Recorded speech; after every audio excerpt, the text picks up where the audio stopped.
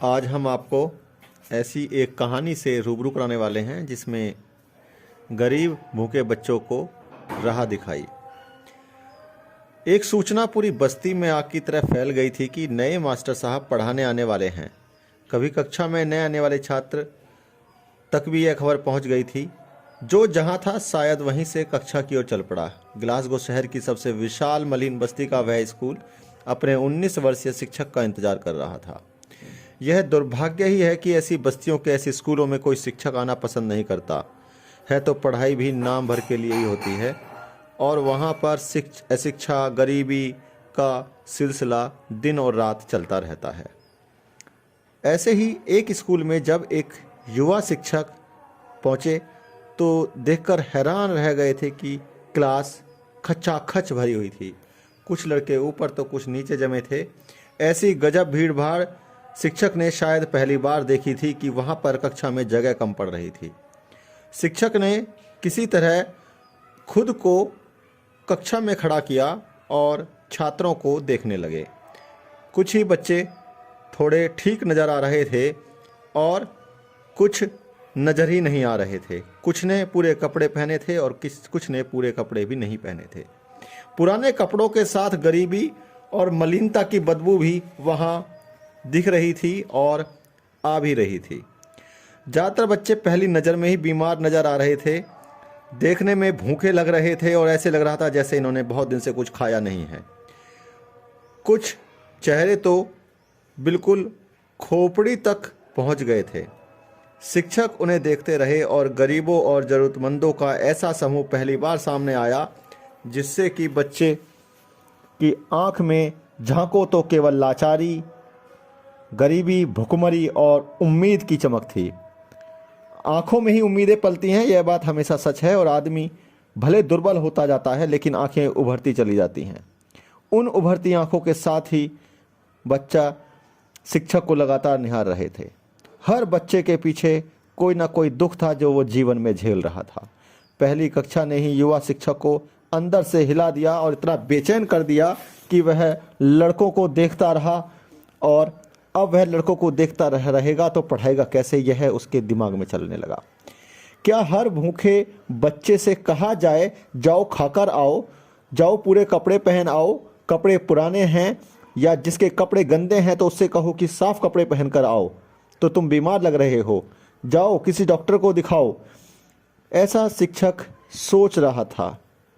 वह शिक्षक कुछ पढ़ाता और फिर किसी न किसी लड़के को देखने लगता। इनके लिए क्या किया जा सकता है, शिक्षक ने सोचा।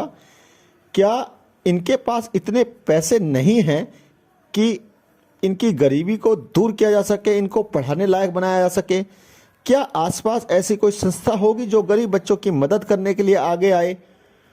मैं भी अभी युवा ही हूँ, पढ़ाई पूरी नहीं हुई है मेरी भी, और मैंने बहुत जल्दी में शिक्षक बन गया हूँ और मेरे पास पर्याप्त पैसे भी नहीं हैं। क्या मैं इनकी मदद कैसे कर सकता हूँ? शिक्षक को लोगों की मजबूरी में ऐसे सवालों ने उसके दिमाग को आ घेरा। जीवन की पहली नौकरी से इस्तीफा देना ही सबसे बेहतर लगा। उस दिन तय कर लिया कि वह पहले खुद को इस काबिल बनाना पड़ेगा कि वह इन गरीब लाचार बच्चों के लिए कुछ किया जा सके। वह युवा शिक्षक जॉन बॉयड डॉक्टर बनने की राह पर चल पड़ा और इसमें भी उसका ध्यान कुपोषण को दूर करने पर ज़्यादा रहा। वह समझ गए थे कि दुनिया में लोगों का ध्यान गरीबी पर कम और युद्ध पर ज़्यादा रहता है। युद्ध की बुनियादी वजहों से भूख भी है और दरिद्रता भी, गरीबी भी। 1920 के दशक के दौरान जॉन बॉयड का जो रिसर्च था मुख्य रूप से पोषण के लिए समर्पित हो गया। सबको भोजन मिले, कोई भी कुपोषण में न रहे। उनकी पहल पर ब्रिटेन में स्कूलों में मुफ्त दूध बांटने की व्यवस्था चालू हुई। गौर करने की बात है कि वर्ष 1936 के आसपास दुनिया में शोषण में अहंकारी ब्रिटेन की 1/3 आबादी गरीब थी, जिसे 2 वक्त की रोटी भी नसीब नहीं हो पा रही थी। जॉन बॉयड की गुहार को सुना गया और राशन वितरण के कार्यक्रम में दुनिया भर में जगह जगह शुरू हुए। द्वितीय विश्व युद्ध के बाद उन्हें संयुक्त राष्ट्र खाद्य और कृषि संगठन के महानिदेशक की जिम्मेदारी दी गई। वो युद्ध, भूख और कुपोषण खत्म करने के लिए विश्व एकता का सपना साकार करने में लग गए। युद्ध से बचने की एक ही राह है कि एक विश्व सरकार बनाई जाए। वैज्ञानिक, शिक्षक, डॉक्टर, किसान और बिजनेस जॉन बॉयड के योगदान को सबने स्वीकार किया। 1948 में सत्य, प्रेम, अहिंसा के पुजारी मोहनदास करमचंद गांधी जी की हत्या हुई। दुनिया का सर्वोच्च सम्मान देने वाली नोबेल समिति को पछतावा था कि गांधी जी जैसा योग्य विभूति को सम्मानित करने में समिति नाकामयाब रही। गांधी जी को सम्मान देने के लिए ही उस वर्ष किसी को भी शांति का नोबेल नहीं दिया गया। अगले वर्ष नोबेल समिति पर खास दबाव था कि मानवता के लिए काम करने वाले किसी ऐसी महान विभूति को सम्मानित किया जाए ताकि समिति का सम्मान लौट आए। तब जॉन बॉयड को शांति के लिए नोबेल पुरस्कार दिया गया और अपनी भूल सुधार की एक कोशिश की गई। आज की कहानी में दोस्तों इतना ही। आएंगे आपके लिए एक नई कहानी लेकर।